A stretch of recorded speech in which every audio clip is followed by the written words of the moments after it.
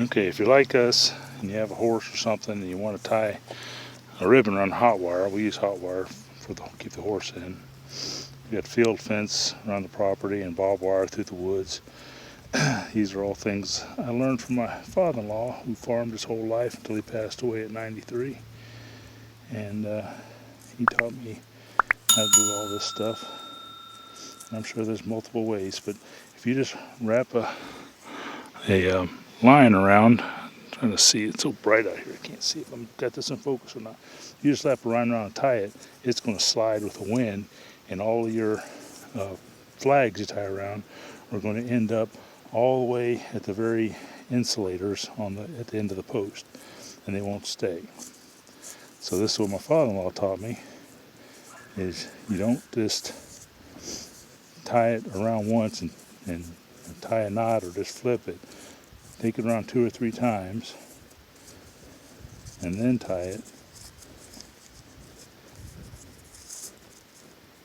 And that puts enough of a bind that the wind won't blow it everywhere. And it works pretty good. It may, move a little bit, but nothing like before. So just wrap it around 2 or 3 times. And I'll do another one down here at the bottom, on the bottom one. Reason I'm even out here is because something ran through the hot wire fence because we didn't have any flags on it and tore everything to pieces. So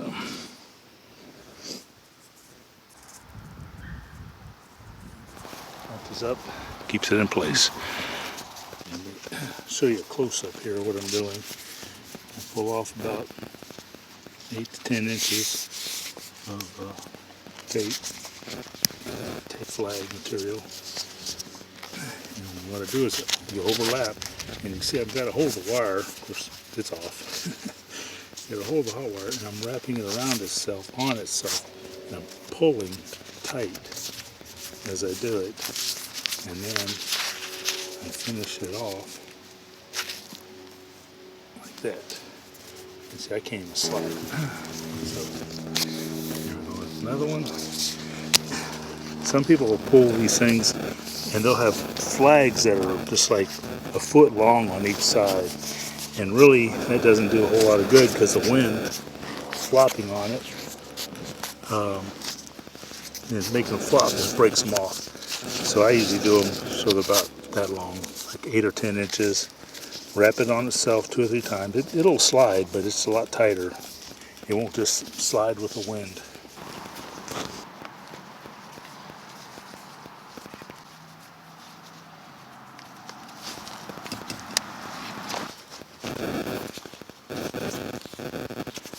I'm pulling on itself, and I'm pulling against it so it's stretchy. Not so much to break it, but stretchy. And then you pull through this until it's stretched, but if you keep pulling, it'll break. See, anyway, that's just one way to do it. I'm going to put a couple on each one. And if you had any questions, let me know.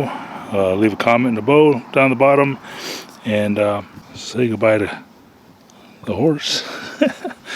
And we'll talk to y'all later. Y'all have a blessed day.